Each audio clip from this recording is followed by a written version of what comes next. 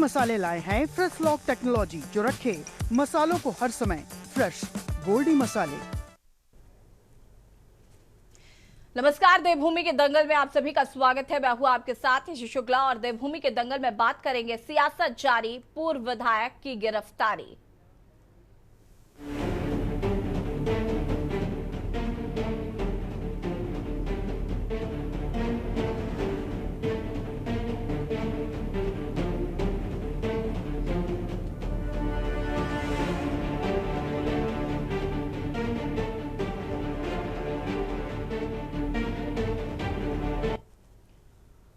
उत्तराखंड का बहुचर्चित अंकिता भंडारी हत्याकांड 2022 से ही प्रदेश की राजनीति में बेहद संवेदनशील और गंभीर मुद्दा बना हुआ है और इस मामले ने लंबे समय से राजनीतिक तूल पकड़ा हुआ है और समय समय पर आरोप प्रत्यारोप का दौर चलता रहा। उक्त मामले में विपक्षी दलों के साथ ही आमजन में भी आक्रोश देखने को मिला। सरकार के निर्देश पर पुलिस ने दोषियों को पकड़कर कार्रवाई शुरू की, लेकिन सजा के बाद भी अंकिता के माता पिता, सामाजिक संगठन और विपक्ष का विरोध जारी रहा। आरोप था कि पुलिस और एसआईटी हत्याकांड के पीछे के मुख्य आरोपी वीआईपी का नाम छुपा रही है, जिसके दबाव में हत्या की गई। वहीं ये मामला जांच के बीच 22 दिसंबर 2025 को मामला सुर्खियों में आया, जब अभिनेत्री उर्मिला सिनावर ने सोशल मीडिया पर एक विवादित ऑडियो क्लिप जारी की। क्लिप में पूर्व भाजपा विधायक सुरेश राठौर और उर्मिला के बीच कथित बातचीत में वीआईपी के नाम का जिक्र था, जिसके तहत कई भाजपा नेताओं के नामों को सम्मिलित किया जा रहा था। उसके बाद भी प्रदेश भर में आंदोलन हुए और सीबीआई जांच की मांग तेज हुई। वहीं दावी सरकार ने सीबीआई जांच को मंजूरी दी और जांच अभी भी जारी। लेकिन उर्मिला सिनावर की कथित ऑडियो क्लिप के बाद 5 जनवरी 2026 को सत्तापक्ष के नेता ने क्लिप को फर्जी बताते हुए सुरेश राठौर और उर्मिला सिनावर पर कार्रवाई की मांग की। हरिद्वार, देहरादून के कई थानों में मुकदमे दर्ज हुए। भाजपा नेता द्वारा आरोप लगाया गया कि किसी साजिश के तहत भाजपा नेताओं को बदनाम कर प्रदेश में तनाव, उपद्रव और दंगे फैलाने की कोशिश की गई। वहीं भाजपा नेता की तहरीर के आधार पर बीते रविवार देहरादून पुलिस ने भाजपा के ही पूर्व विधायक सुरेश राठौर को गिरफ्तार कर लिया है। लेकिन सुरेश राठौर की गिरफ्तारी के बाद प्रदेश की सियासत में एक बार फिर व्यापक चर्चा छिड़ गई और नए दावे, आरोप सामने आ रहे हैं। चर्चा आज इसी मुद्दे पर करेंगे, उससे पहले रिपोर्ट। पूर्व भाजपा विधायक सुरेश राठौर को डालनवाला पुलिस और एसओजी की संयुक्त टीम ने हरिद्वार के बुक्कावाला क्षेत्र से गिरफ्तार कर लिया है। गिरफ्तारी भाजपा प्रदेश प्रभारी दुष्यंत गौतम पर की गई कथित टिप्पणी से जुड़े मुकदमे में हुई है। हाल ही में हाईकोर्ट ने राठौर के खिलाफ दर्ज 4 मुकदमों में से 2 को निरस्त कर दिया था, जबकि 2 मामलों में जांच जारी रखने के निर्देश दिए गए थे। इन्हीं में से एक मामले में ये कार्रवाई की गई है, जिस पर कोर्ट ने राठौर को 14 दिन के न्यायिक हिरासत में जेल भी भेज दिया, जिस पर एक बार फिर अंकिता हत्याकांड में वीआईपी के नाम और उसकी गिरफ्तारी को लेकर राजनीतिक हलचल को और प्रदेश में गर्म कर दिया है, जिस पर फिर ये मामला तूल पकड़ता नजर आ रहा है। माह जनवरी में श्री दुष्यंत कुमार गौतम साहब द्वारा एक मुकदमा लिखवाया गया था, जिसमें उनके द्वारा उनकी आम छवि को खराब करने या उनके खिलाफ राजनीतिक साजिश करने के लिए कुछ लोगों को नामजद किया गया था। उसमें पूर्व विधायक सुरेश राठौर भी थे, जिनकी आज अरेस्टिंग की गई है और उनको आज न्यायिक अभिरक्षा में भेजा जा चुका है। सबसे पहले जिस मामले में राठौर जी को गिरफ्तार किया गया है, वो सीधा सीधा ये होता है कि जो वीआईपी के नाम पर जो उत्तराखंड में जो हो हल्ला चल रहा था और उस पर जिस प्रकार से उनके बयान आए थे, उस आधार पर जो दुष्यंत कुमार जी ने जो मुकदमा डाला था, उसके आधार पर उनको पकड़ लिया गया है। चलो, किसी की रिपोर्ट के अनुसार उनको पकड़ लिया गया, ये तो समझ में आता है। लेकिन उस केस में मेरा मानना तो स्वयं का ये है कि अगर सरकार जो पहले से वीआईपी का खुलासा कर देती, तो दुष्यंत कुमार जी द्वारा जो एफआईआर दर्ज की गई थी, उस पर राठौर जी का पकड़ाया जाना उचित समझा जा सकता है। पॉलिटिकल मूव के रूप में मैं देखता हूं, और सुरेश राठौर और की गिरफ्तारी होना, गौतम का रिपोर्ट करना, ये इनकी अपने पार्टी का अंदरूनी मामला है। हालांकि मुझे लगता है कि चीजों को बदलने की कोशिश हो रही है, क्योंकि पूरा उत्तराखंड जानना चाहता है वीआईपी कौन था अंकिता के मामले में, और भी बहुत सारी चीजें हैं। और सनावर ने नाम लिया था, सनावर जो है राठौर के थ्रू ही लोगों की नजर में आई थी। देखिए, इसमें पुलिस अपना काम कर रही है। कल उनकी गिरफ्तारी हुई है। हम समझते हैं कि किसी को भी किसी का चरित्र हरण करने का अधिकार नहीं दिया जाना चाहिए, और इस प्रकार से पिछले दिनों में जो देवभूमि में एक भूचाल लाने का प्रयास उन्होंने किया था, तो उसमें पुलिस अपने स्तर से कार्रवाई कर रही है, जांच पड़ताल पुलिस उसमें कर रही है, और जो भी उनको आवश्यकता लगेगी तो उसके अनुरूप वो कार्रवाई करेगी। गौरतलब है कि सुरेश राठौर ज्वालापुर विधानसभा से भाजपा के विधायक रह चुके हैं। पिछले दिनों सहसपुर की अभिनेत्री उर्मिला सनावर ने सोशल मीडिया पर कई ऑडियो शेयर किए थे। इन ऑडियो को कथित रूप से अंकिता भंडारी हत्याकांड से जुड़ा बताया गया था। शिकायतकर्ताओं दुष्यंत गौतम और आरती कौर ने आरोप लगाया था कि प्रसारित सामग्री जानबूझकर उनकी प्रतिष्ठा को धूमिल करने के मकसद से तैयार की गई थी। वहीं सुरेश राठौर ने देहरादून और हरिद्वार में अपने खिलाफ दर्ज 4 FIR में लगे आरोपों को निराधार बताते हुए हाईकोर्ट में चुनौती दी थी। लेकिन अब छवि खराब करने और अफवाह फैलाने के आरोप में राठौर को 14 दिन की न्यायिक हिरासत में जेल भेजा गया है। लेकिन कहीं न कहीं इस गिरफ्तारी के बाद अंकिता हत्याकांड में VIP एंगल पर सियासत फिर गर्मा गई है। देखने वाली बात यह होगी कि सुरेश राठौर की गिरफ्तारी से मामला और क्या नए तथ्य पेश करता है या फिर केवल आरोप प्रत्यारोप का सिलसिला ही इस मामले को लेकर चलता रहेगा। Uttarakhand desk report.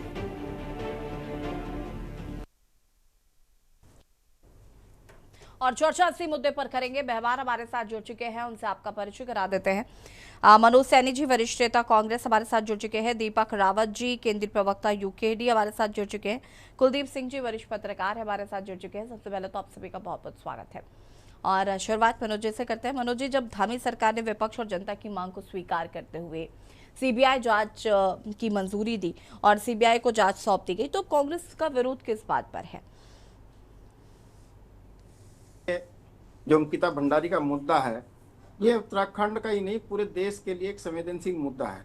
और ये धामी, जो धाकड़ धामी कहते हैं, ये कमजोर धामी है। आप ये बताइए, मैं कई बार आपके पास साथ बहस में बैठकर मैंने कई बार इस मुद्दे को उठाया है कि वो कौन से बिंदु हैं जिस पर धामी सरकार ने CBI को जांच सौंपी है। और वो जांच, जनवरी की जांच, ये प्रस्ताव सौंपा था और आज जून हो चुका है। और जून तक उत्तराखंड के किसी भी एक आदमी को अगर मुझे बता दो कि किसी को ये मालूम हो कि वो जांच कहाँ तक पहुंची है और क्या उसका स्टेटस है, अभी तक किसी को मालूम नहीं है। ये सिर्फ एक छलावा है अंकिता भंडारी के साथ, उत्तराखंड की जनता के साथ और देश की जनता के साथ। नंबर 1। नंबर 2, अभी सुरेश राठौर को गिरफ्तार कर लिया, बड़ा अच्छा किया, उसमें कोई वो नहीं है कि किसी की छवि को खराब नहीं किया जा सकता। लेकिन हमने ये देख रहे हैं, मेरी व्यक्तिगत सोच ये है कि अभी तक उत्तराखंड सरकार छोटी मछलियों पर ही कोई ही गिरफ्तार कर रही है, जबकि बड़े मगरमच्छ जो VIP थे उसमें अभी उनको बचाने का भरपूर प्रयास किया जा रहा है धामी सरकार द्वारा। इसमें कहीं कोई उसका बिंदु नहीं है कि उसको छिपाया जा रहा है। दूसरी बात, जब भी हम अंकिता भंडारी के मामले में भाजपा नेताओं, भाजपा प्रवक्ताओं, भाजपा सरकार से पूछते हैं कि वो CBI की जांच कहां तक पहुंची, तो हमें जवाब मिलता है नील बटे सन्नाटा। और एक इस बार देख लेना कि पहाड़ की जनता 2027 में चुनाव, ये राजनीतिक मुद्दा हमारे लिए किसी के लिए नहीं है, ये हमारे लिए एक सामाजिक और गंभीर मुद्दा है। इस पर चर्चा होनी जरूरी है और ये जवाबदेही सरकार को देनी पड़ेगी कि आखिर अंकिता भंडारी हत्याकांड में वो VIP कौन था और CBI जांच कहां तक पहुंची है। ठीक है, हमारे साथ यहाँ पर दीपक रावत जी केंद्रीय प्रवक्ता UKD जुड़े हुए हैं। दीपक जी, उत्तराखंड क्रांति दल हमेशा से ही राज्य के मूल मुद्दों और अंकिता भंडारी के मुद्दे को लेकर मुखर रहा है। एक और जहां CBI के पास जांच है और वहीं दूसरी तरफ पूर्व विधायक सुरेश राठौर की जो गिरफ्तारी हुई है, इसको कैसे देख रहे हैं? क्या ये पूरा घटनाक्रम जो है, आपको नहीं लगता कि न्याय दिलाने की, इंसाफ की तरफ बढ़ता एक कदम है? बिल्कुल नहीं लगता। ये बिल्कुल नहीं लगता कि न्याय की तरफ बढ़ता हुआ कदम है सरकार का। और कारण स्पष्ट है। जो CBI जांच की इंक्वायरी बैठी है, वो अंकिता भंडारी के माता पिता की जो उन्होंने एप्लीकेशन डाली, जो शिकायत पत्र डाला, उसके कहने पे नहीं हुई है। एक अनाम गुमनाम कोई और व्यक्ति जिसका दूर दूर तक कोई नाता नहीं था, सामाजिक सरोकार था, उसकी उन्होंने जब किसी थाने में जाके एप्लीकेशन डाली, उसके बिहाफ पे CBI जांच बढ़ाई जा रही है।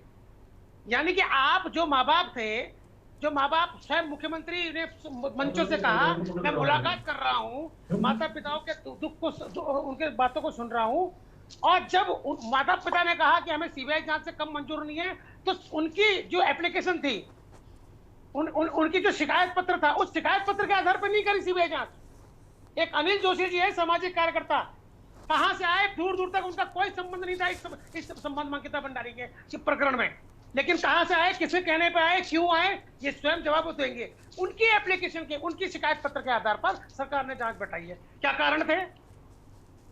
क्योंकि जो शिकायत पत्र जो शिकायत पत्र अंकिता भंडारी के माता पिता ने दिया था, उन्होंने उस पर नाम स्पष्ट किए थे वीआईपीओ के, और अगर उनके शिकायत पत्र को सरकार स्वीकार कर लेती तो आपको जांच के दायरे में उनको भी लाना पड़ता। तो कहीं ना कहीं पर जब से ये प्रकरण उत्तराखंड में हुआ है, तब से लगता है सरकार इससे अपना पल्ला छुड़ाना चाहती है, लेकिन लगातार किसी न किसी कारणवश भारतीय जनता पार्टी जनता के कटघरे में इस मुद्दे पर खड़ा हो जाती है, और जवाबदेही इस तरह से बनती है कि वो जवाब ही नहीं दे पाती।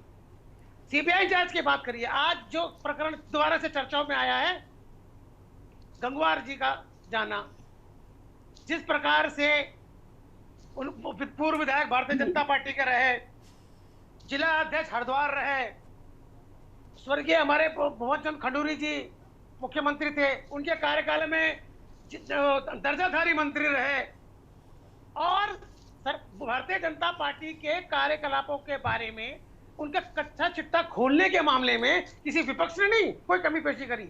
हर मुद्दे पर जाकर उन्होंने बताया किस प्रकार से ये भारतीय जनता पार्टी की कार्यशैली है, किस प्रकार से वो कार्यकर्ता होता है उसको किस प्रकार से उपयोग करती है भारतीय जनता पार्टी। अगर ये प्रकरण अगर आपने जानना हो उत्तराखंड में, तो आप इस प्रकरण को ले सकते हैं। विशेष रूप से हरिद्वार जिला पिछले कुछ महीनों से, कुछ सालों से हम लगातार कुछ गलत कारणों से, जब से भारतीय जनता पार्टी सत्ता में आई है, हरिद्वार जिला चर्चाओं में रहा है। एक भारतीय जनता पार्टी की नेत्री रही है जिसके ऊपर आरोप लगाया था कि उसने अपनी बेटी को गलत कार्य करने के प्रोत्साहित किया, ये भी हरिद्वार जिले में था। कहने का मेरा तात्पर्य है कि भारतीय जनता पार्टी का चार चरित्र चेहरा जो ये विपक्ष के लिए बोलती थी, आज जनता के सामने इनकी चाल, चरित्र और चेहरा विपक्ष जितना उखेड़ रहा है, उससे ज्यादा इनके स्वयं के कार्यकर्ता, स्वयं के पूर्व विधायक, स्वयं के पूर्व मंत्री इस पूरे उत्तराखंड में और पूरे भारतवर्ष में दिखा रहे हैं कि ये जो जनता का मुखौटा, ये भारतीय जनता पार्टी जो मुखौटा लगा के जनता के सामने जनता को बरगलाने का प्रयास करती है, वो अब ज्यादा समय तक नहीं चलने वाला। यही इस प्रकरण की नीति है, वरना आप भी देख रहे हैं हर बार यही नीति के कारण गिरफ्तार कोई और होता है और अंकिता भंडारी का नाम चर्चाओं में आता है, क्योंकि अंकिता भंडारी के मामले में भारतीय जनता पार्टी कसूरवार है। लगातार जिस प्रकार से ढील नुमाई करी, आपने प्रयास करा डिले करने का, जब जनता का प्रभाव पड़ा, जनता का प्रेशर बना, तब आपने ये सीबीआई जांच बैठाई। और अभी इसकी क्या स्थिति है, इसके बारे में तो भारतीय जनता पार्टी के प्रवक्ता ही बता पाएंगे। ठीक है, फिलहाल भारतीय जनता पार्टी के प्रवक्ता हमारे साथ नहीं है। कुलदीप सिंह जी वरिष्ठ पत्रकार हमारे साथ जुड़े हुए हैं। कुलदीप जी, एक विश्लेषक के तौर पर आ गए हैं, जुड़ गए हैं हम। ठीक है जपेन जी। कुलदीप जी, मैं आपके पास आती हूँ, उससे पहले जपेन जी का रुख कर लेते हैं। जपेन जी आपका फ्रेम नहीं आ पा रहा है, हम वापस आते हैं आपके पास। उससे पहले कुलदीप जी का रुख कर लेते हैं। कुलदीप जी, एक निष्पक्ष विश्लेषक के तौर पर आप इस पूरे घटनाक्रम को कैसे देख रहे हैं? अंकिता भंडारी केस में अचानक 2025 के आखिर में एक ऑडियो क्लिप आता है, उसके बाद 2026 में ये गिरफ्तारी हो जाती है, तो आपको क्या लगता है कि क्या ये महज कानूनी कार्रवाई है या इसके पीछे कोई बड़ी राजनीतिक स्क्रिप्ट है? देखिए, राजनीति में जो मुद्दे होते हैं, जो आरोप प्रत्यारोप होते हैं, ये राजनीति के वो मुद्दे बन जाते हैं जिन पर चल करके पॉलिटिशियन या राजनीतिज्ञ अपनी राजनीति को चमकाने का काम करते हैं। ठीक, इससे इनको कोई फर्क नहीं पड़ता है। हमने इतिहास में भी कई ऐसी घटनाएं देखी जिस पर बड़े बड़े आरोप लगे, वो आगे चल करके उतने बड़े राजनीतिज्ञ बने, उतने बड़े पॉलिटिशियन बने, मंत्री बने और बड़े बड़े पदों पर भी रहे। ठीक, चाहे भारतीय जनता पार्टी में देख लें या कांग्रेस में देख लें या अन्य राजनीतिक दल में उठा करके देख लें, जिनके ऊपर जितने बड़े आरोप लगे उन्होंने उतनी तरक्की।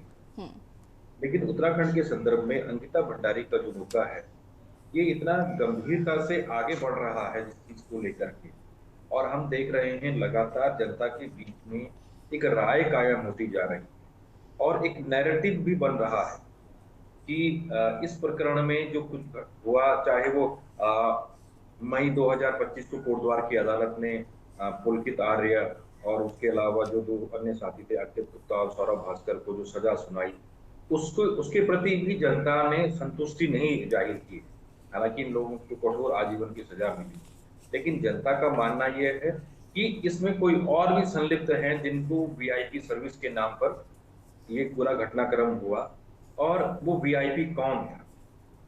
पिछले 5 सालों में हमने देखा कि तमाम बातें हुई अंकिता भंडारी के नाम पे, सत्ता पक्ष की तरफ से भी, विपक्ष की तरफ से भी और सामाजिक संस्थाओं की तरफ से भी इसमें कई प्रोटेस्ट किए गए, लेकिन वो नाम, वो चेहरा सामने नहीं आया जो जिसको लेकर के ये सारी कवायद जो है रची गई।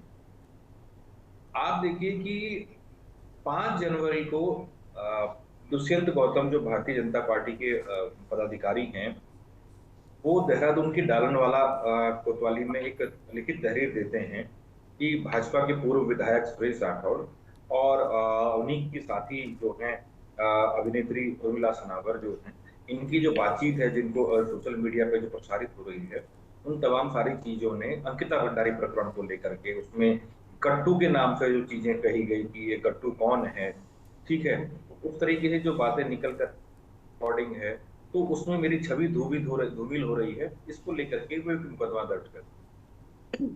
इसके ठीक 4 दिन के बाद 9 तारीख को 7 जनवरी को देहरादून में अंकिता भंडारी प्रकरण को लेकर के एक बड़ा कार्यक्रम आयोजित हो रहा था, बड़ी रैली आयोजित हो रही थी। उसमें अंकिता भंडारी के माता पिता भी शामिल होने वाले थे और उत्तराखंड के तमाम सामाजिक संगठनों के लोग अपने घरों से निकल करके वहां पहुंच रहे थे।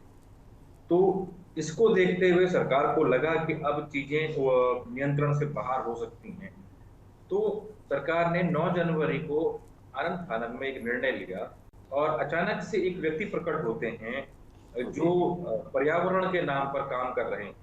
हालांकि जमीन पर कितना काम कर रहे हैं वो भी अपने आप में एक सवाल है, लेकिन कागजों में उनके बड़े आर्टिकल छपते हैं। उनकी साइकिल कभी पहाड़ की तरफ नहीं चढ़ती है जब पहाड़ में आपदा विपदा आती है, ठीक। तो वो अचानक जाते हैं जिनका इस केस से दूर दूर तक कोई लेना देना नहीं। उन्होंने ना कभी इस पर कोई बयान दिया ना कुछ हुआ, और वो जाते हैं और राजपुर के थाने में सुबह सुबह जाकर के पुलिस एफआईआर दर्ज कर लेते हैं। आश्चर्यजनक बात यह है कि कोई भी एफआईआर जो दर्ज होती है उसकी प्रक्रिया ये होती है कि उस एफआईआर दर्ज होने से पहले उस आरोप की पुष्टि की जाती है कि ये आरोप सही है या नहीं है, या किसी द्वेष में तो नहीं लगाया जा रहा है, या कोई मनगढ़ंत तो नहीं है, धरातल पर उसकी स्थिति क्या है। लेकिन इस प्रकरण में तत्काल उनकी एफआईआर दर्ज हो जाती है और 9 तारीख को सरकार इस मामले को 9 जनवरी को सीबीआई को सौंपी। आप ये देखिए कि 5 जनवरी को दुष्यंत गौतम जी देहरादून में तहरीर देते हैं और 9 तारीख को सरकार इस प्रकरण को सीबीआई को सौंप देती है। मैं तो समझता हूँ कि उत्तराखंड पुलिस तो सीबीआई से बहुत फास्ट है कि अभी तक सीबीआई की तरफ से इस प्रकरण में क्या हो रहा है, किसको बुलाया गया है, किसी से सवाल जवाब हुए हैं नहीं हुए हैं, सीबीआई घटना स्थल पर गई है, सबूतों को उसने लिया है नहीं लिया है, क्या पुलकित आर्य से पूछताछ हुई है, क्या अंकिता भंडारी के माता पिता से बातचीत की है सीबीआई ने, क्या वो जो गवाह हैं उनसे बातचीत की है, या जिन लोगों ने वो वनतारा रिजॉर्ट को तोड़ने का प्रयास किया जहां सारे सबूत थे उनसे कोई पूछताछ हुई है, जिसमें भाजपा की विधायक रेणु बिष्ट का नाम भी आ रहा है, उनसे बातचीत की हुई है, तत्कालीन एसएसपी पौड़ी से कोई बात हुई है या डीएम पौड़ी से कोई बातचीत हुई है। इस संदर्भ में हमें कोई जानकारी, किसी को भी जानकारी नहीं मिल रही है। पत्रकार के तौर पर, मीडिया के तौर पर आपको हमें तो नहीं मिली है, जनता को भी किसी को कोई जानकारी नहीं। लेकिन इधर पुलिस ने उस प्रकरण में अचानक से एक मोड़ आता है, क्योंकि बीच में दोनों गायब हो गए थे, सुरेश राठौर भी गायब हो गए थे और उर्मिला सनावर भी गायब हो जाती हैं। लेकिन अचानक एक मोड़ आता है और हमें पता लगता है कि सुरेश राठौर की गिरफ्तारी हो गई है उक्त प्रकरण। तो ये सारी जो घटनाएं हैं, क्योंकि 5 महीने के बाद सुरेश राठौर की गिरफ्तारी होना, तो वो भी हरिद्वार से, ऐसे कहाँ गायब थे भाई वो, इतनी तवीज की पुलिस ने, ठीक है। अचानक से पुलिस के कैसे ज्ञान चक्षु खुल गए कि हमें तो उनको गिरफ्तार करना था, ठीक। तो ये तमाम सारी जो चीजें हैं ये इस व्यवस्था की तरफ और अंकिता भंडारी प्रकरण में जो लचर चीजें निकल करके आई हैं सरकार की तरफ से, उसकी तरफ इशारा कर रही हैं। और ये जो पूरी व्यवस्था जो समय बनी हुई है, ये कहीं ना कहीं सरकार के खिलाफ जाती हुई दिखाई दे रही है, क्योंकि एक नैरेटिव ऐसा बनता जा रहा है कि सरकार दोषियों को बचा रही है। ठीक है, वापस आते हैं कुलदीप जी। जपेन जी हमारे साथ जुड़े हुए हैं। जपेन जी, सरकार दोषियों को बचा रही है, विपक्ष कह रहा है साफ तौर पर कि कहीं ना कहीं। जपेन जी हमारे साथ है क्या? जी जी, सुन रहे हैं जी जपेन जी बताइए, आपका फ्रेम डिस्टर्ब हो रहा है जपेन जी। खैर, क्या पूछना? जी बताइए। विपक्ष कह रहा है कि जिस तरीके से यहाँ पर सुरेश राठौर जी की गिरफ्तारी हुई है, जो मुख्य वीआईपी है जिसके नाम को लेकर लगातार विपक्ष प्रदर्शन कर रहा है या इस मुद्दे को उठा रहा है, उसको बचाने की कोशिश की जा रही है और जनता का ध्यान भटकाने की कोशिश की जा रही है सुरेश राठौर की गिरफ्तारी करवाकर। तो इस पर सत्ता पक्ष का क्या कहना है? देखिए, हमारी उत्तराखंड की जनता, हमारे उत्तराखंडी भाई बहन बहुत ही संवेदनशील और एक मार्मिक मुद्दों से जुड़ने वाली जनता है। और उत्तराखंड का जो आंदोलन का नेतृत्व करने वाला राजनीतिक दल है वो है उत्तराखंड क्रांति दल। तो वो भी बहुत भावनात्मक है और अपने पर्वतीय जनपदों के आम उत्तराखंड वासी के मुद्दों से अपने दिल से जुड़ाव के तहत ही किसी कार्य को आगे बढ़ाता है। अब आते हैं हम इस प्रकरण पर। उत्तराखंड की बेटी के साथ जो हुआ, उसके हत्यारे जेल में हैं, सजा काट रहे हैं, आज वो जमानत को तरस रहे हैं। दूसरी तरफ प्रदेश में हमारी प्रमुख विपक्षी पार्टी कांग्रेस अपनी राजनीतिक जमीन को कांग्रेस पूरी तरह से गंवा चुकी है। और जो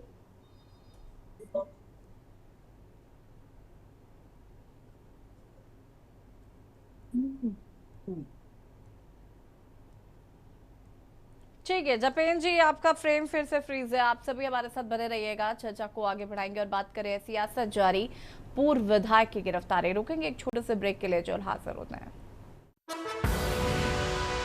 देख रहे हैं के न्यूज़, खबरों का सारथी।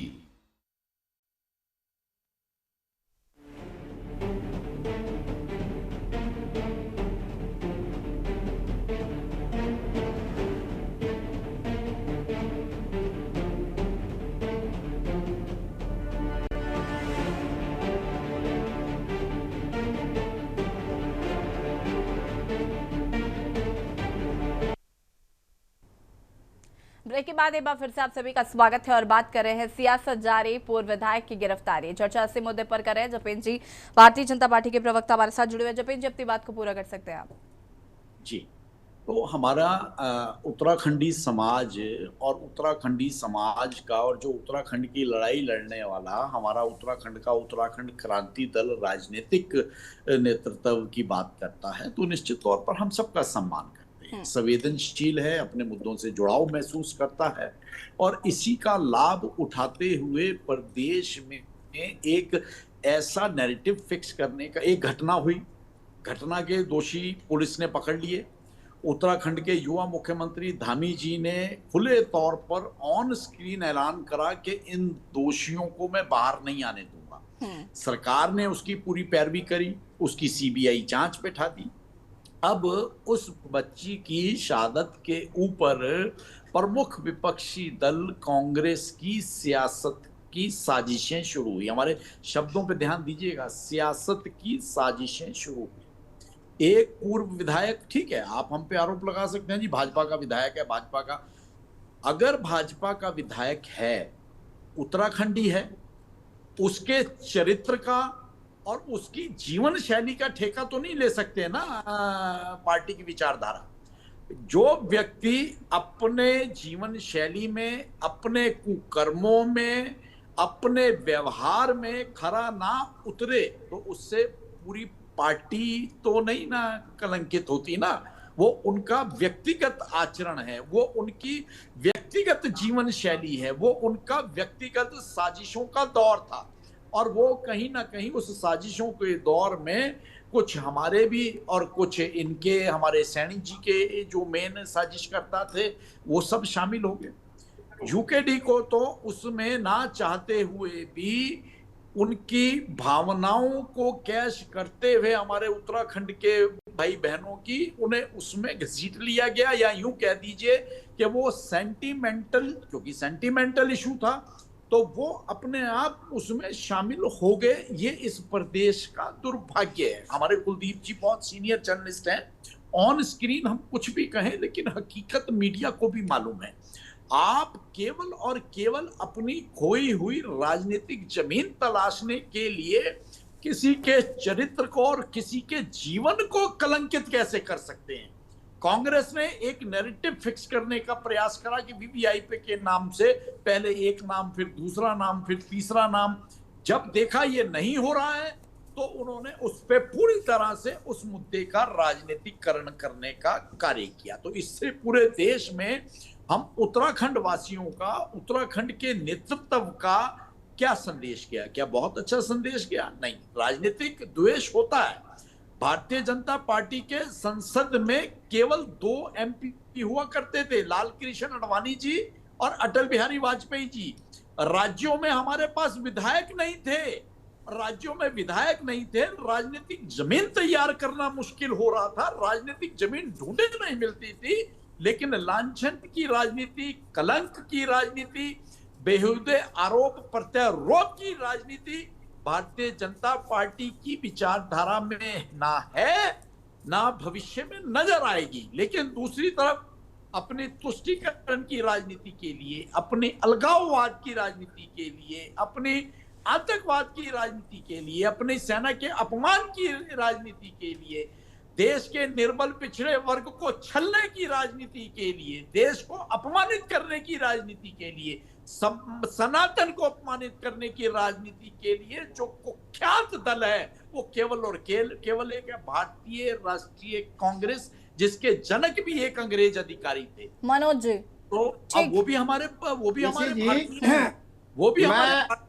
लेकिन मैं अभी भाजपा के उत्तराखंड के सेंटीमेंट को क्या कह रहे हैं कि ये कांग्रेस की साजिश है। जपेन जी एक सेकंड, मनोज जी एक सेकंड रुकेगा। जपेन जी हो गया, ठीक है, सुन लिए मैंने आपकी बात, सुन ली। जपेन जी पहले तो जब मैं आपको रोका करूं तो कृपया करके रुक जाया करिए जपेन जी, प्लीज। हमारी बात तो पूरी होने दिया कीजिए। नहीं ठीक है, अगर मुझे आपकी बात इतनी सुननी होती, ये जो आपने अभी जो कांग्रेस को लिया है, अगर मुझे सुनना होता तो मैं सुनती ना। लेकिन बात जब हम अंकिता भंडारी की कर रहे हैं, बात हम वीआईपी की कर रहे हैं, बात हम सुरेश राठौर की गिरफ्तारी की कर रहे हैं, तो देश में कांग्रेस का भाई कैसे क्या हुआ ये जानने का शौक तो नहीं होगा ना हमें? रुकिएगा। बुरा क्यों लगता है? हमने कई बार नोट करा है, जब भी हम कांग्रेस के इतिहास के ऊपर शुरू होते हैं तो आपको बुरा लग जाता है। बहुत बहुत बुरा लगता है, बहुत दुख होता है मुझे, बहुत ज्यादा ही दुख हो जाता है। ठीक है मनोज जी, करते हैं अगर वो ऐतिहासिक तथ्य झूठे हैं और तो आप उन्हें झुठला दीजिए, हम उनका कभी जिक्र नहीं करेंगे। लेकिन अगर वो ऐतिहासिक तथ्य ठीक है, हम इसमें कभी अलग से बात करेंगे, ठीक है। ये मैं भाजपा के प्रवक्ता को सुन रहा था और लगातार जितनी भी डिबेट मेरे साथ हुई है, इनका एक ही रिकॉर्ड बजता है और उससे अलग आगे ये रिकॉर्ड पे जी हम हमारा रिकॉर्ड इसलिए बजता है। मैं आपके बीच में नहीं बोला जपेन जी, अभी तो मैंने आपको बोला कि थोड़ा सुन लीजिए उनको। अब उन्होंने रिकॉर्ड बजने वाली बात करी तो रिकॉर्ड, अरे मनोज जपेन जी प्लीज, इसलिए बजता है कि ये भी याद कर ले और इन्हें भी याद हो जाए। ठीक है। और इन्होंने अभी तक भी अंकिता भंडारी की जो सीबीआई जांच है, ना तो उसकी वर्तमान स्टेटस बताई, ना वो बिंदु बताए किन बिंदुओं को लेकर मुख्यमंत्री ने सीबीआई जांच की संस्तुति की। नंबर एक बात, सभी चीजें बताएंगे आप लोग। ये बता रहे हैं भाजपा के प्रवक्ता की कांग्रेस की साजिश है। अब इसमें कांग्रेस कहां से आ गई? जिसने ये ऑडियो वायरल की वो भाजपा की नेत्री, जिसने अपने प्रेम के पलों में बकाया जो भी शराब पी के बकाया नेचुरल बकाया वो हमें नहीं पता, वो भाजपा का पूर्व विधायक। तो इसमें कांग्रेस कहां से आ गई? कांग्रेस ने तो इस मुद्दे को, जो अंकिता भंडारी को भी अधूरा न्याय मिला था, साजिश करता। मैं ऐसे नहीं बोला, मुझे पूरा न्याय दिलाने। नंबर 3 बात, अंकिता के माता पिता की तहरीर पे ही यह मुकदमा और सीबीआई जांच की संस्तुति होनी चाहिए थी। सरकार की मंशा अंकिता भंडारी को पूर्ण न्याय देने की कभी रही नहीं है और न कभी है। और भाजपा के प्रवक्ता इस मुद्दे को कभी भी जवाब नहीं दे सकते। इनका एक ही रटा रटाया है। जवाब दे रहे हैं, आपने सुना नहीं। पता नहीं कहाँ कहाँ चले आप जाते हैं। हमारे जवाब इनके पास को कोई समझते हैं, नहीं है, सहमत अभी नहीं मैं होते। बताता हूँ मूल मुद्दा क्या है। मूल मुद्दा है कट्टू को बचाने का। अभी हमने आपसे पहले भी कहा है कि सरकार जो है वो छोटी मछलियों पर हाथ डाल रही है और बड़े मगरमच्छों को अब भी बचा रही है। लेकिन ये उत्तराखंड की जनता है, निश्चित रूप से जो हमारे जपेन जी, जब आप अपना वक्तव्य रख रहे थे तो मनोज जी बहुत शांति से आपकी बात सुन रहे थे, बीच में वो भी इंटरप्ट कर सकते थे, लेकिन उन्होंने ऐसा किया नहीं। आपको प्लीज कृपया करके सहयोग करिए। कानून आपको अधिकार नहीं देता है। सैनी जी सुन लीजिए कान खोल के। जो हमारे अंकिता बहन के माता पिता ने जो तहरीर दी थी उस पर मुकदमा क्यों नहीं दर्ज हुआ? नंबर 1 बात। नंबर 2, मैं जो कह रहा था अब ये बीच में टोक देते हैं, हमारा फ्लो भी गड़बड़ करवा देते हैं ये भाई साहब। अरे फ्लो छोड़ो, आपका तो कांग्रेस का खराब हो गया। आप फ्लो की बात करते हो, आपके पास तो कुछ बचता ही नहीं भाई। जो रटाया जवाब है मेरी, परसों आप सुनिए, मेरी परसों जिसे आप अपने फ्लो में रहिए ना, राठौर को अपने उठाया झूठ के फ्लो में, मेरी बात राठौर से हुई, फ्लो में रहिए। उस फ्लो का असर होकर आए जनता के ऊपर, नहीं होगा इस मुद्दे में उठाया। अब भाजपा का चाल चरित्र चेहरा देखिए। एक हमारी यहाँ की भाजपा की जिलाध्यक्ष थी शर्मा, उसने अपनी बेटी को जो वैश्यावृत्ति है उसके धंधे में लपेट दिया। एक सांतरसा का प्रकरण आपको बता दें, हरिद्वार में ही सांतरसा का प्रकरण हुआ, उसमें भाजपा का ओबीसी प्रकोष्ठ का एक पदाधिकारी उसमें शामिल था। आप चंपावत की घटना ले लीजिए, आप हल्द्वानी की घटना ले लीजिए, आप कहीं और की घटना ले लीजिए, जितनी भी घटनाएं हैं उन सभी घटनाओं में भाजपा के नेता और भाजपा के कार्यकर्ता ही संलिप्त पाए जाते हैं। मैंने कई बार इन मुद्दों को उठाया आपके चैनल के माध्यम से भी और प्रेस वार्ताओं के माध्यम से भी। कल भी हमने प्रेस वार्ता की, हमने यही मुद्दा उठाया। हमने कहा कि अंकिता भंडारी की जो स्पेशल जो सीबीआई जांच है उसकी जानकारी सरकार ने या सीबीआई ने अभी तक जनता को, उत्तराखंड की जनता को क्यों नहीं दी? और ये हमारी मांग नहीं है, ना हमारा नैरेटिव है, ये अंकिता भंडारी के माता पिता ने ही सीबीआई जांच की मांग की थी। और उन्होंने ये भी कहा था स्पष्ट, कुलदीप भाई मेरे सामने बैठे हैं, कि किसी सुप्रीम कोर्ट के सिटिंग जज की मॉनिटरिंग में जांच होनी चाहिए। लेकिन सरकार आज भी उस वीआईपी को, गट्टू को बचाने का पूरा प्रयास कर रही है। हमें आपत्ति है, मेरा विश्वास है उत्तराखंड की जनता, उत्तराखंड की जनता बार-बार करने का प्रयास करते हैं, के साथ जिन्होंने गलत किया है, जो वीआईपी सर्विस देने के लिए जिन लोगों ने मजबूर किया था, वो निश्चित आप लोगों ने एक नैरेटिव करने का प्रयास किया और मेरे कुमार देवेंद्र भाई आप ऐसे चिल्लाते रहोगे, निश्चित रूप से जब तक जवाब नहीं मिलेगा आप चिल्लाते रहोगे, आपकी बात को कोई नहीं सुनेगा। यसी जी जेल की हवा खा रहे हैं। ठीक है, दीपक रावत जी हमारे साथ जुड़े हुए हैं। दीपक जी, सत्ता पक्ष कहने कि इस ऑडियो क्लिप के जरिए प्रदेश का माहौल खराब करने, उपद्रव और दंगे फैलाने की कोशिश की गई, और क्षेत्रीय दल होने के नाते आपको क्या लगता है कि इस मामले की आड़ में उत्तराखंड की शांति को दांव पर रखा जा रहा है, या वाकई अंकिता भंडारी को न्याय दिलाने की बात हो रही है, या सिर्फ और सिर्फ 2027 के चुनाव में एक बड़ा मुद्दा इसको बनाने की कोशिश की जा रही है? देखिए यशी जी, इस बात से तो इनकार नहीं किया जा सकता, 2027 से पहले अंकिता भंडारी का मुद्दा अब एक राजनीतिक रूप ले चुका है। अब अगर भारतीय जनता पार्टी चाहे कितना भी इससे पिंड छुड़ाने की कोशिश करे, नहीं। और इसमें सबसे ज्यादा जो, अगर ये आज राजनीतिक रूप मुद्दा विपक्ष के हाथ लगा है, चाहे वो कांग्रेस को, यूक्यूडी हो, तमाम जो दूसरे दल हो, तो उसके ऊपर सबसे ज्यादा अगर किसी ने इसको देने का सहायता करी तो भारतीय जनता पार्टी जब से प्रकरण आया है, जिस प्रकार से इसको लगातार डिले करने का जो प्रयास भारतीय जनता पार्टी करते रही, मुख्यमंत्री स्वयं करते रहे, उसका ही ये नतीजा है कि आज ये प्रकरण राजनीतिक मुद्दा इतना बढ़ चुका है, भारतीय जनता पार्टी की कार्यशैली पर प्रश्न उठ चुका है। अभी इन्होंने आपने कहा कि ये इन्होंने याद दिलाया कि इनके दो ही सांसद हुआ करते थे, तब इनका नारा हुआ करता था विपक्ष के लिए चाल चेहरा, ये बोल के हम पार्टी विद समथिंग डिफरेंस, मतलब हमारी पार्टी कांग्रेस अलग है। पर अब ये भूल चुके हैं कि वर्तमान में वो अज्ञातवास में हैं। अब नए चेहरे आ चुके हैं, मोदी जी और शाह जी, जो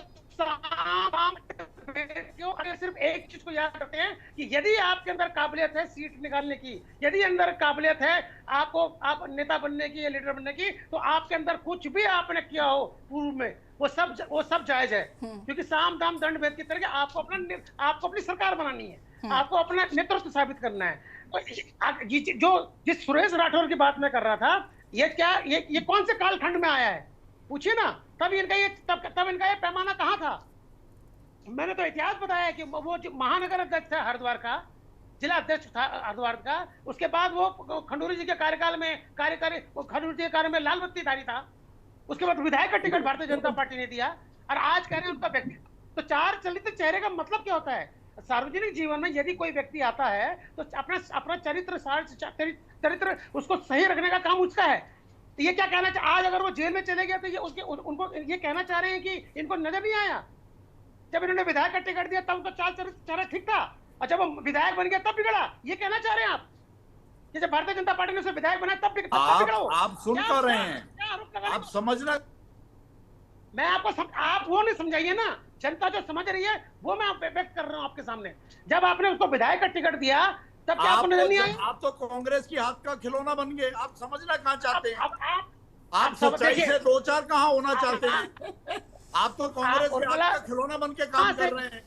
तो आप गट्टू में और भट्टू वहीं फंसे हुए हैं। आपको पता है इसके बारे में? आपके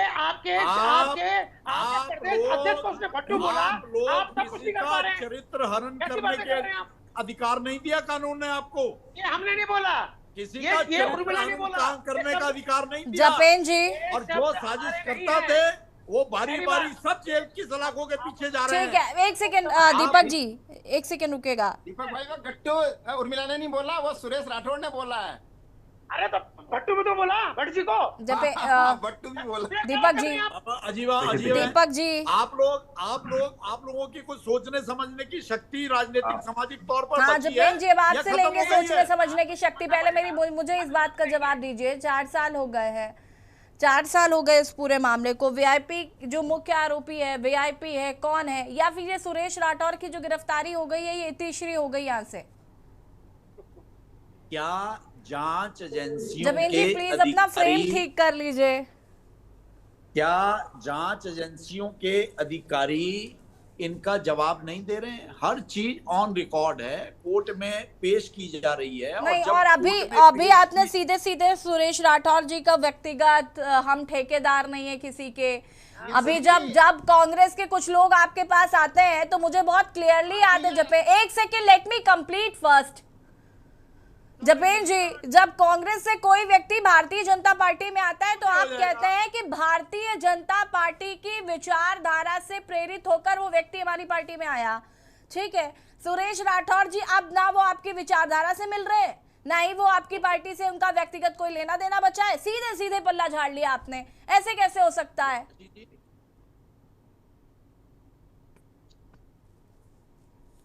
अरे जपेंद्र जी जवाब दीजिए। क्या हुआ? अपना नेटवर्क ठीक कर ले। अब हमारे देश के नागरिक हैं, हमारे देश के नागरिकों को करने वाले लोग या तो भारतीय जनता पार्टी में हैं या कांग्रेस में हैं। तो सभी जो जितने भी लोग हैं सभी हैं तो भारतीय ना।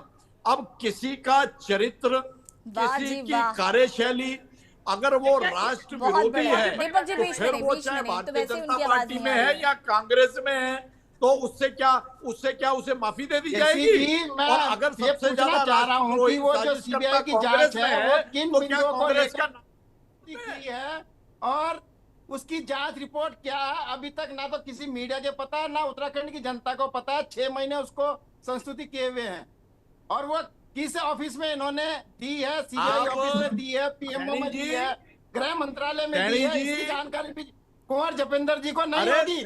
मैं दावे के साथ कह सकता हूँ कांग्रेस का कौन सा नेता जानकारी पहले आप अपना नेटवर्क ठीक कर लीजिए। कांग्रेस की तो बात बाद में कीजिए, पहले नेटवर्क ठीक कर लीजिए। आप 2G में ही जानकारी मांगने ऑन स्क्रीन पे नेतागिरी करनी झूठ बोल बोल के नैरेटिव फिक्स करना है। अरे भैया, देश में लोकतंत्र है, भारतीय जनता पार्टी ने आपको छूट दी हुई है, आप कोर्ट में जाएं, लेकिन जाना है नहीं और करना है। अरे भैया, क्या सीबीआई ने आपके लिए अपने दरवाजे बंद कर लिए या आपके नेताओं को सीबीआई ने मना कर दिया कि आप हमारे पास बताइएगा? बोलिए अपने नेताओं को। सरकार की जवाबदेही है, आपका प्रदेश यार सरकार खाली लूटने खसोटने में ही है और नेता क्या जाना है नहीं? झूठ का पुलिंदा कांग्रेस, सरकार की कोई जिम्मेदारी करने वाली कांग्रेस और ऑन स्क्रीन में कांग्रेस के प्रवक्ताओं ने इतना काम रहेगा कांग्रेस के पास। मुद्दा है प्रदेश चलाना आता नहीं, जब चलाने को मिला तो भ्रष्टाचार की भेंट चढ़ा दिया और यहाँ बैठ के बड़ी बड़ी बातें करते हैं आप लोग। दीपक जी, तो भैया जाइए कोर्ट में, जाके अर्जी लगाइए, जवाब ही नहीं है, सर्टिफिकेट कॉपियां निकलवाइए, पढ़िए और जनता को बताइए। जनता को भ्रमित मत करिए, जनता को भ्रमित मत करिए। कोर्ट में जाइए, वहां पे दरखास्त दीजिए और वहां पे सर्टिफिकेट कॉपियां लीजिए, उसे पढ़िए। और इतनी हिम्मत आप कर देंगे तो आप ऑन स्क्रीन ही आना छोड़ देंगे।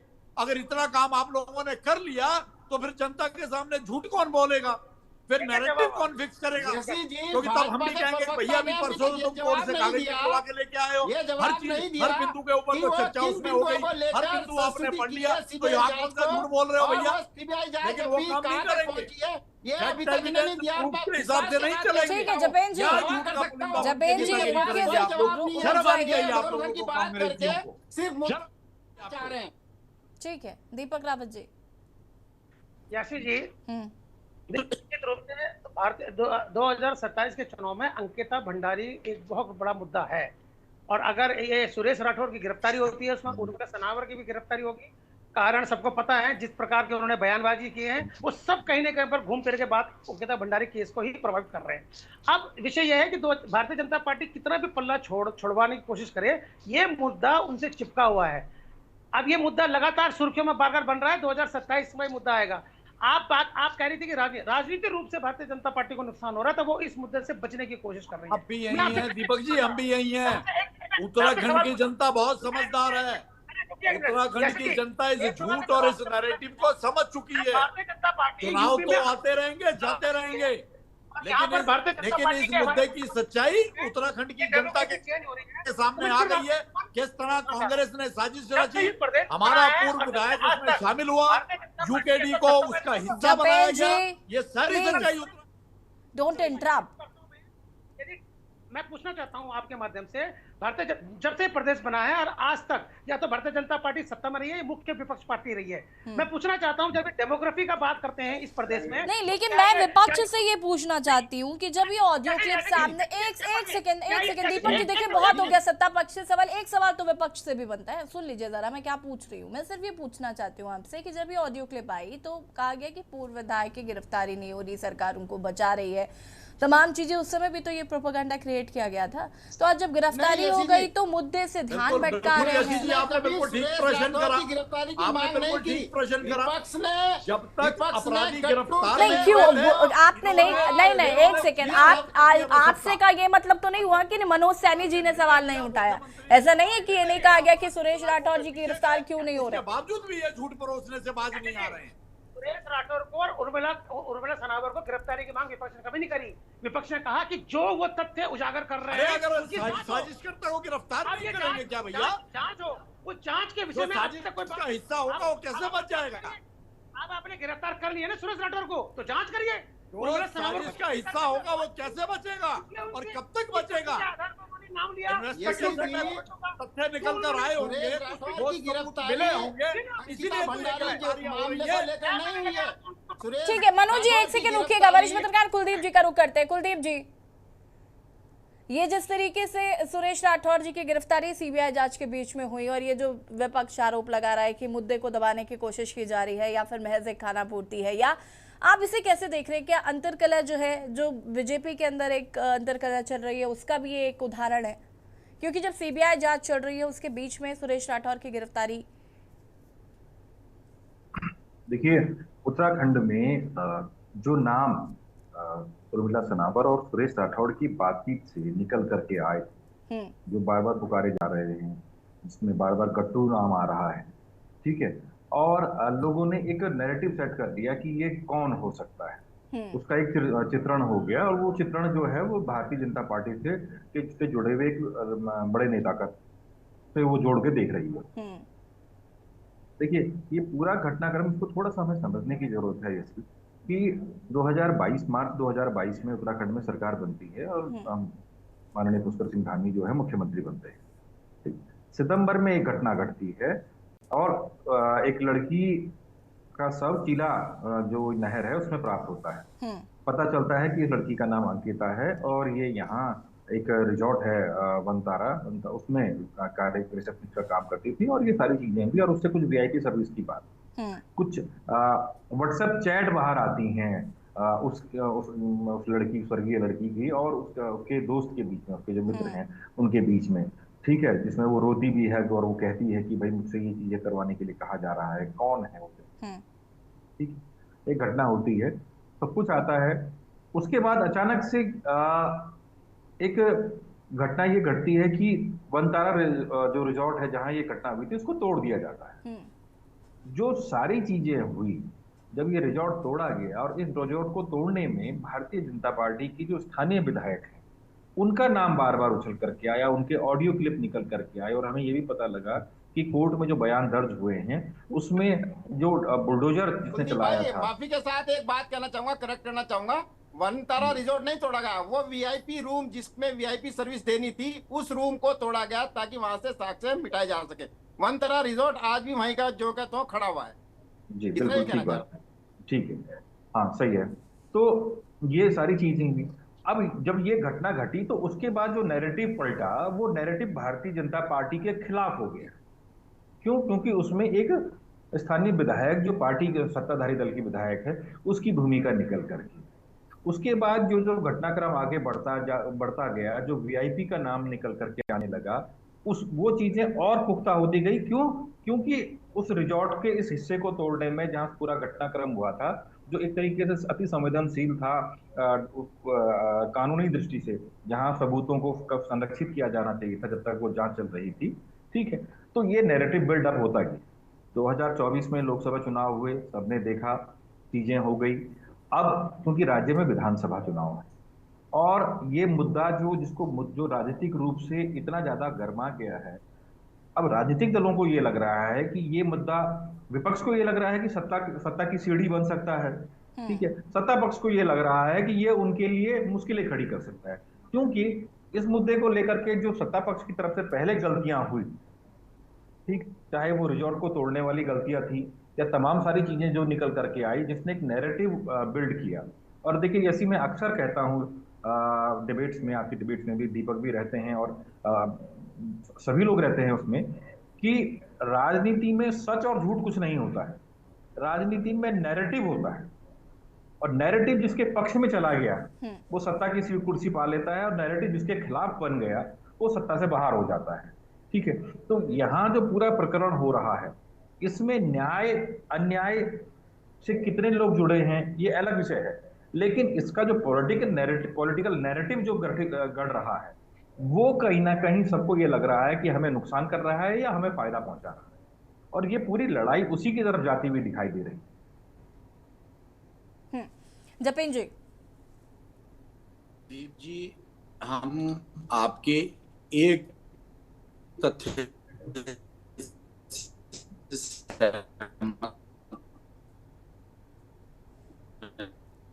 यसी जी, इनकी तो आवाज ही नहीं निकल रही आज। जफिन जी ने जानबूझ के उत्तराखंड का एक ऐसा कोना चुना है जहाँ से आज आवाज आए। बिल्कुल भी। यसी जी, मैं आपके दर्शकों को करेक्ट करना चाहूंगा, ये जो सुरेश राठौर की गिरफ्तारी है, ये अंकिता भंडारी मामले को लेकर नहीं है, ये दुष्यंत गौतम ने जो शिकायत की थी कि मेरी छवि खराब की गई है इन लोगों के द्वारा, उसको लेकर ये गिरफ्तारी हुई है, जो मुकदमा डालनवाला में लिखा गया। अंकिता भंडारी का मुद्दा आज भी वहीं का वहीं है, ना वीआईपी की से कोई पूछताछ हुई है, ना जो रेणु बिष्ट है उससे कोई पूछताछ हुई है, ना उसके माता पिता से कोई पूछताछ हुई है। ये आज भी अंकिता भंडारी मामले में अंकिता बहन को पूर्ण न्याय दिलाने के लिए सरकार कोई ऐसा कदम नहीं उठा रही है जिससे उसको पूर्ण न्याय मिल सके। से आपका झूठ सच थोड़ी ना बन जाएगा, नहीं है। और जो नीति का हिस्सा था, उसने अपने नैरेटिव को लगा कि उत्तराखंड जैसे राज्य में वो फिर उस नैरेटिव को गढ़ने के बाद उस नैरेटिव के दम पर भारतीय जनता पार्टी को धराशायी कर देगी और अपनी उस साजिश में भारतीय जनता पार्टी का एक पूर्व विधायक, उसे भी अपना साजिश में हिस्सा बनाया, उसे भी अपने साथ में मिलाया। इसी का तो दंड आज वो पूर्व विधायक भुगत रहा है। और आपने अपने उसी नैरेटिव, उसी चरित्र के साथ चलते हुए यूकेडी को इमोशनल ब्लैकमेल करा। हमारी ये उत्तराखंड की पर्वतीय जनता बहन भाइयों के उनके इमोशंस को, उनके सेंटिमेंट्स को आपने गलत दिशा में मोड़कर उस नैरेटिव के साथ जोड़कर भारतीय जनता पार्टी और यहाँ की स्थिर सरकार को आघात पहुंचाने का प्रयास करा, जिसमें कांग्रेस साजिशकर्ताओं के भी उसमें नाम आ गए कि कौन सा कांग्रेस का साजिशकर्ता, कौन सा हमारा साजिशकर्ता। और आप कभी भी ये ध्यान रखिए, ऐसे नहीं कहा जाता कि आप अगर दूसरे के लिए गड्ढा खोदते हैं तो दूसरा तो हो सकता है उस गड्ढे में गिरने से संभल जाए, लेकिन आप जरूर गिरेंगे। तो कांग्रेस और सुरेश राठौर के साथ यही हुआ कि जो गड्ढा वो भारतीय जनता पार्टी के लिए खोदने का प्रयास कर रहे थे, उस गड्ढे से यूकेडी भी बच गई। उस गड्ढे में कांग्रेस और हमारे पूर्व विधायक राठौर गिर गए। तो ये सत्य को स्वीकार लो भाई, कितना और अपने आप को एक्सपोज करेंगे। चलिए ठीक है, आप सभी का बहुत बहुत शुक्रिया चर्चा में शामिल होने के लिए। और बात कर रहे थे सियासत जारी, पूर्व विधायक की गिरफ्तारी, जिस तरीके से सुरेश राठौर की गिरफ्तारी हुई उसको लेकर विपक्ष कई सवाल खड़े कर रहा है और विपक्ष का साफ तौर पर कहना है कि वीआईपी का नाम सरकार नहीं बता रही है और सुरेश राठौर की गिरफ्तारी करवाकर इस मुद्दे को दबाने की कोशिश की जा रही है। के न्यूज की खास पेशकश में फिलहाल इतना ही। देखते रहिए के न्यूज इंडिया। नमस्कार। गोल्डी मसाले लाए हैं फ्रेश लॉक टेक्नोलॉजी, जो रखे मसालों को हर समय फ्रेश।